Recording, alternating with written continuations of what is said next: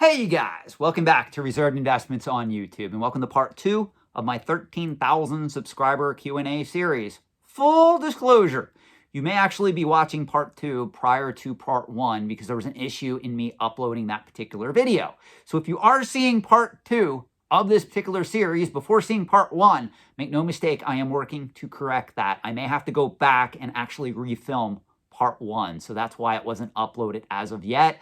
Make no mistake, I am well aware that we are starting potentially the 13,000 subscriber Q&A with part 2 rather than part 1. So I do apologize for the inconvenience.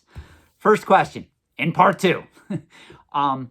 My question is, can you explain how organic collectibility works? Now, before I read this question, please understand this is a very sensitive question. It is also somewhat controversial. I'm doing my best to keep it kosher here. And I want to assure you, I did not write this question. I'm just answering it. But I do think it's a very good question that does deserve an answer because I get a variant of this question an awful lot, even in my consulting business that I run. So I want to make sure that you guys have all the information related to situations like this. So again, can you explain how organic collectibility works, and would this be an example? I have a brand new, sealed in box, African American Barbie doll, and from what I read is that the manufacturer Mattel pulled this particular edition Barbie doll off of store shelves because a derogatory term for a black woman was imprinted on the packaging. I'm not going to read that term. So therefore, this particular piece is considered somewhat rare. Is this an example of organic collectibility, or is it just speculative hype? First, the short answer is it's speculative hype. And here's why, guys. What's happening is people are going to the market and they're paying a premium for this particular product simply because it's perceived as being rare because the manufacturer stopped producing this particular item for the reasons stated. Now, personally, as a side note, I think the individuals that allowed this particular product to come to market and let alone enter production should all be terminated. They should all be terminated. They should get slapped in the face with a stale donut that's filled with cream. They should not get bonuses. They should not pass go. They should not collect $200 million or whatever their salary is. They should be shamed and humiliated because this is very stupid. With that being said, though, this is not an example of organic collectibility. The people that are paying a premium for this are only doing so because they perceive the item to be rare. It has no organic collectibility. Now, is it possible that certain, because I believe this was a Barbie doll, certain Barbie collectors may want to own this? The answer is yes.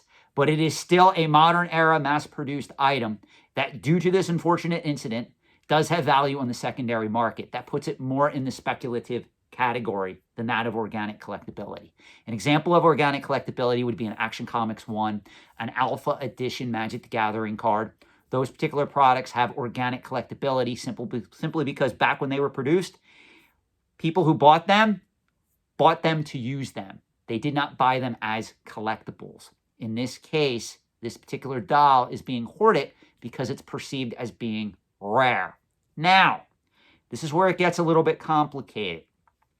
If we look on this on the history side of things, meaning if we get my DeLorean time machine and we go back and we look at a copy of Mein Kampf that we know was unfortunately written by Adolf Hitler and is a controversial, if not despicable and horrible piece of work, that particular item in and of itself does have unfortunate value on the secondary market. Now, in my opinion, do I agree with that?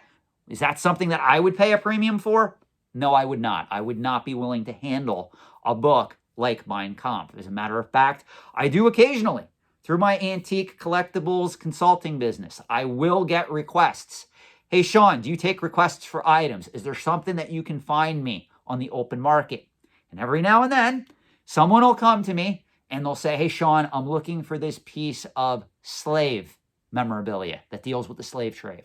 I'm looking for this piece of German history that is directly linked to Nazis, World War II.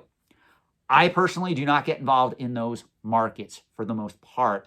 Reason being is I don't want my name out there associated with those controversial items. I do, however, know dealers that are okay and comfortable with going into the market, finding those particular items, buying them up, charging a premium for them, and selling them to the individuals who want them. I have no problem putting said collectors in touch with those dealers, but it's not something I'm going to attach my name to. Now, to be fair, you guys know me. I am a very studious history buff.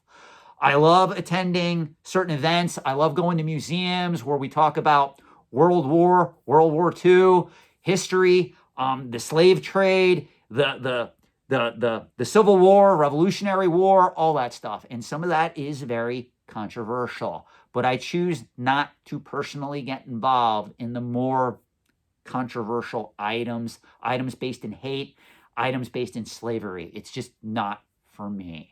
So that's where we kind of have to have a conversation, because in all honesty, if somebody does want to collect a copy, a first edition copy, I think there was only one printing of it, of Mein Kampf by Adolf Hitler, yes, that does have organic collectability, but it's not something that I'm going to get involved with. Now, if we want to take this to another level altogether, if you guys recall, I think it was now a couple of years back, maybe a couple of months. I don't know how long it's been. This happened, I think, during the pandemic, if I recall correctly. Aunt Jemima pancake syrup. Aunt Jemima, the parent company that produced that product, they changed the name to Pearl Milling Company. And there were people going into the market and they were buying factory sealed bottles of Aunt Jemima syrup. Now, I think that's completely ridiculous, because most normal, sane, emotionally balanced people out in the world today will not want to buy a factory sealed bottle of Aunt Jemima syrup simply because it has an Aunt Jemima label on it. That is insane. There were a lot of people that went into the market and actually hoarded that product. I have no idea what those individuals are going to do with that product. I have no idea why. There are even reports of people paying a premium for it on eBay. Again, that is speculative hype. I doubt in 50 years from now, people are still going to care about factory sealed Aunt Jemima pancake syrup, because here's the rub, guys. I really hate to say this. It was only in the US and several other markets that they changed the name. Believe it or not, in certain overseas countries, Aunt Jemima pancake syrup is still being sold as is under the Aunt Jemima name. That is Trivia 101 for you guys taking the time to watch this Q&A. Do with that information whatever you will. With that being said, next question. Sean, how do you feel about second, third, and fourth printings of 1980s and 1990s comic books selling for way more than the first print, especially if they have the exact same cover, basically? I find it ridiculous they sell for way more because the fifth printing happens to have a much lower print run than the first printing. Why is this happening in comic books but not in the traditional book market? Ah, my friend, I recognize your name. You've been with me for a while as a subscriber. I hope my answer does not offend, but I got to be honest with you. The traditional book market, when we talk about the market for collectible first edition books, whether somebody's going into the market and they're buying a first edition copy of Dune, or a first edition copy of The Great Gatsby, or even The Wealth of Nations, books that are really old and valuable, you need to understand that that is a mature and sophisticated market made up of purists and really hardcore collectors that have been at that craft for literally hundreds of years. When we look at the comic books, the barrier to entry is very low. It is a pop culture collectible that pretty much really became a thing with the release of the first Overstreet comic book price guide that came out in 1970. This is why a lot of you guys really like to attack me when I start talking about Bronze Age comics and the fact that they are anything but rare. And little Timmy, Kimmy, or Poindexter will come in the comment section and he'll tell me, Sean, you don't understand. Bronze Age comic books are 50 years of age or older at this point, or almost 50 years of age or older. And I can't help but chuckle, because when we look at comic books compared to other collecting categories, it's still kind of in its infancy. And a lot of this stuff was mass hoarded. A lot of people did not go after an Action Comics 1 when it was first published, because again, that particular book has organic collectability. People were not actively collecting comic books back in 1938, 1939. By 1970, people were actively speculating on these books. That's why there's so many copies of Giant Size X-Men 1, Amazing Spider-Man 129, Incredible Hulk 181 in the open market. I've said this before. A lot of you guys need to learn this lesson. If you can call up Greg Reese or Bob Storms and you can tell these high-profile comic dealers that, hey, I'm looking for a giant-size X-Men 1, CGC graded 9.4, 9.6, or even 9.8 condition, I assure you, either of those two reputable, highly respected comic book dealers can probably find you that book in a matter of weeks, if not months. Very easily to go to the market and get them. Those books are not rare. So what does this have to do with what you're asking?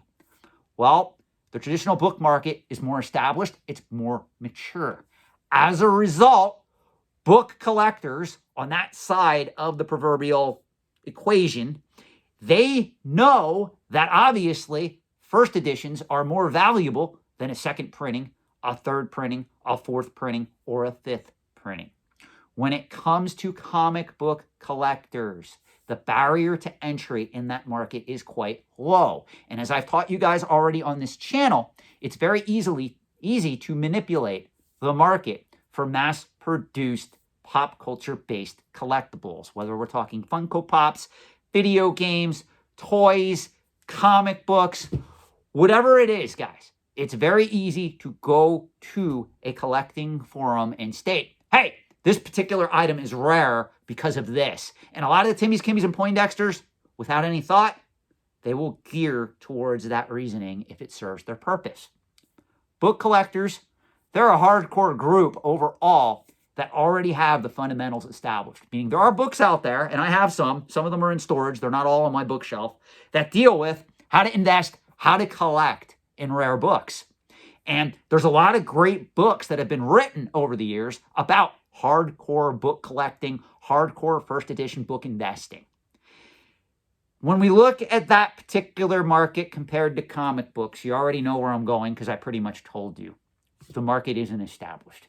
And that's why a lot of these comic collectors can come into the market and they can go, hey, I'm going to pay a premium for this fifth printing copy of this comic book simply because less copies were produced in this printing. Therefore, this printing is rarer than the first printing. Now, any hardcore book collector will be scratching their head going, what the hell is with this, Timmy? In comic book collecting, though, it makes sense because it's a less mature, a less sophisticated market. So I hope that answers your question. That's really all it comes down to. Next question. Sean, you talk about investing in the top 10 to 15% of an established or mature collecting category. That is considered investment grade. Now, I will be honest with you. Honestly, I consider the top 10% of a collecting market to be investment grade. However, the overall experts in the greater antiques and collectibles trade tend to use 15% as an example. I don't necessarily agree with that, but again, because I am a student of my mentors, I have to give credence to people who state 15% or above is investment grade. Myself, when I invest, I try to go after items in the top 10%. But if you go after items in the top 15%, I'll give it to you that potentially you are going after investment grade collectibles or antiques. So let's get back to your question. How would you determine what is in the top 10 to 15%? Is it the most expensive in that category? Or is it what you think is the most organically collectible? Or is it something different? Okay, let me help you out here because somebody answered this question perfectly in the comment section. They state, Sean is talking about population reports on items. And when we are referring to graded collectibles, it's 100% true. For instance, take a Charizard first edition Pokemon card. There are 3,800 graded by PSA. In PSA 9, there are only 709 graded, and that would be the top 15% of the population. In PSA 10, there are 123, and that would be the top 3% of the market. So it's absolutely correct. It goes by the amount of items available. For instance, there's 219 copies of Giant Size X-Men 1 in 9.8. I forget how many copies there are in 9.6, 9.4, 9.2. But what you would do is, to analyze this, you would take the total amount of copies that were graded, and you would break it down over what percentage are in 9.8. What percentage of those books in the open market are in 9.6, 9.4, 9.2? And that's how you would determine investment grade. Now, there's another concept that I teach on this channel called the optimal collecting grade. That's a little bit different, but in most cases, the optimal collecting grade is also investment grade, but there are exceptions to that rule. If you study rare coins, there are certain rare coins that, believe it or not, just due to their rarity, they're not in the optimal collecting grade, but they are investment grade. So you can have that dichotomy where you have an item that isn't investment grade, but is the optimal collecting grade, or vice versa. It's very rare. It is not a common occurrence, but it can happen. So keep your eyes peeled if you're operating in any of those markets for situations like that. Again, if you don't understand the optimal collecting grade, I cover it in previous videos. Please go back and watch them. You ask a great question. I hope I did provide an answer. All is what I did, though, was read the comment that is directly below yours, the person that replied to you, because he did a fantastic job of answering the question. Next. Sean, my question is, which one book would you recommend to someone with the intention of being able to educate someone with a level 1 understanding of antiques and collectibles and or alternate investments? The first book that you should read, if you really want to understand the antiques and collectibles trade, and again, I kind of have to word that like this, you want to read Killer Stuff and Tons of Money. And if you get this book, you start reading it and you go, this book is completely boring. In all honesty, investing in the antiques and collectibles trade isn't for you. Because not only does this book deal with antiques, it also deals with collectibles. Now, there is one caveat that I do have to state every time I recommend this book, and that is, if you do read this book, it was written during the financial crisis. This book paints a very negative picture of the antiques and collectibles trade because back when this book was written, the overall economy was pretty much in the toilet. So that did translate into prices that were being paid for certain antiques and collectibles at that time. So just keep that in mind. Take it for a grain of salt if you do read this particular book. You go on to ask, is there another book that you would recommend? I am pretty much summarizing what you wrote here. I'm not reading it exact. That would give a 202 level education. And for that, I would honestly caution you, but recommend this particular book. Now, full disclosure, this is a college textbook. Few people realize that. There's a lot of people that have taken my advice, they've gone to the market and they bought this book. And I always caution them and I tell them, hey, I'm here to tell you, if you don't have a bachelor's level education in business, economics, finance, let alone an MBA, you're probably going to struggle with this book. This book is called Collectible Investments for the High Net Worth Investor. And if you open this book, I just want to be very clear here, guys. I want to get to some of these pages here because this book uses a lot of hardcore graphs, formulas, and the like. And to boot, it also talks about higher end collecting categories, rare books, artwork, classic cars, luxury watches. It doesn't deal in pop culture collectibles at all, but I think it does, if I recall correctly, I think it does just briefly mention them. But this is more geared towards the hardcore art connoisseur, people of that nature that have a lot of money to spend in these markets. If you do want to get this book and you do take the time to understand the core concepts, you will come away with a changed perception as to how these markets work. You will not be one of the Timmys, Kimmys, and Poindexters coming in the comment section arguing with me because I put out a video that tells nothing but the truth about your beloved Funko Pops or about your beloved mass-produced products, whether it's limited run games, strictly rare games, certain Lego sets, whatever it is. You need to understand that when you start learning hardcore finance, all these preconceived fundamentals that you think are correct about the antiques and collectibles trade, they're going to start to fade and melt away. And it's going to be almost like you're looking into the Matrix, like Neo in the movie The Matrix. You're going to begin to see these markets for how they really were and how they really operate. And that's why, like somebody like me, I don't mean to toot my own horn, but when I read a book like this, I get something out of it different than if I would hand this to the average person on the street who just has an interest in antiques and collectibles. They probably will not get through this book, especially in one sitting, especially if they don't already understand finance, business, and economics. So I know what you're going to ask next. Why are you recommending it? Because unfortunately, when we talk about investing in antiques and collectibles, there's no set level of books that I can recommend that go from beginner to expert.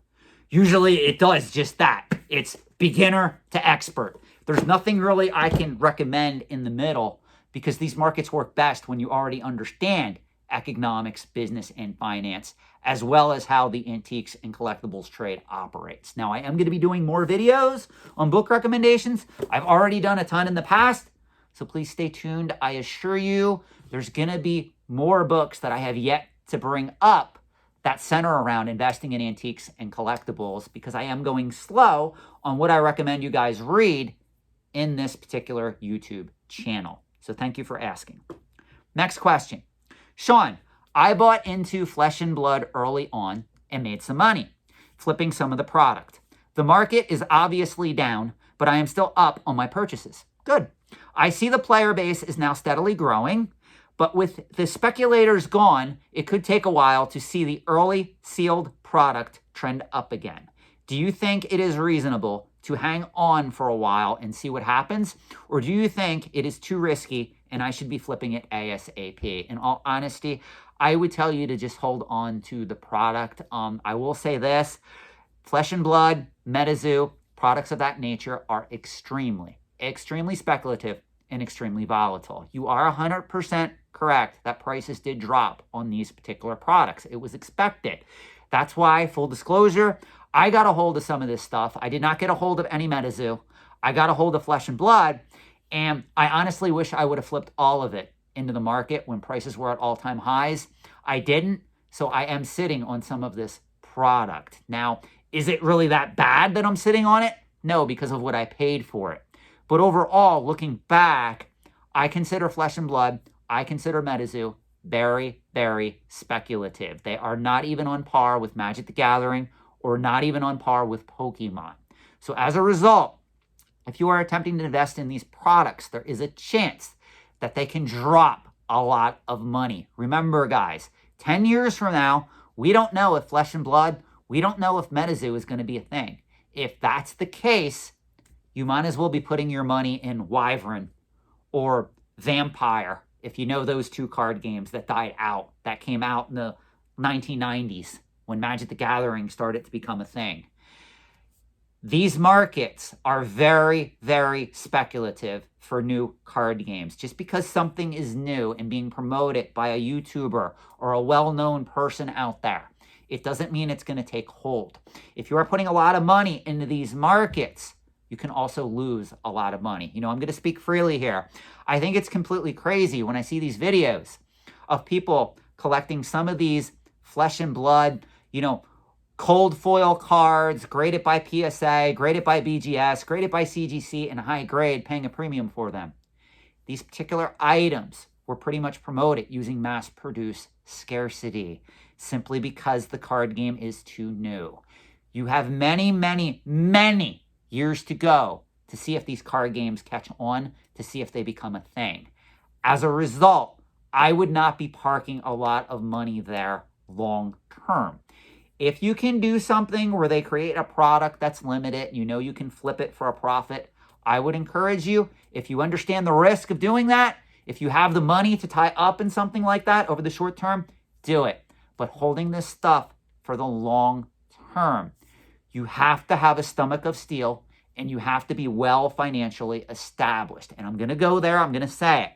People like Rudy, people like SM Pratt, they have the money and the stamina to take that risk. The average person playing in these markets does not. You would be better off, in my opinion, I'm just going to state it, putting the money in an S&P 500 index fund, putting the money in a total stock market index fund, and not taking that much of a risk, especially those of you out there that continue to buy up Flesh and Blood, MetaZoo, Pokemon, Magic the Gathering, month after month. I have people that reach out to me. They literally spend thousands of dollars per month on these products. And I can assure you, most of these people I know firsthand because I've done consulting sessions with them. They are not anywhere near financially established. If you are putting thousands of dollars in cardboard as opposed to a well-diversified financial portfolio, you, my friend, are really setting yourself up to fail. Thanks for watching. this concludes part 2 of the 13,000 subscriber Q&A series. More segments in the series are coming. Let me know what you think in the comment section below.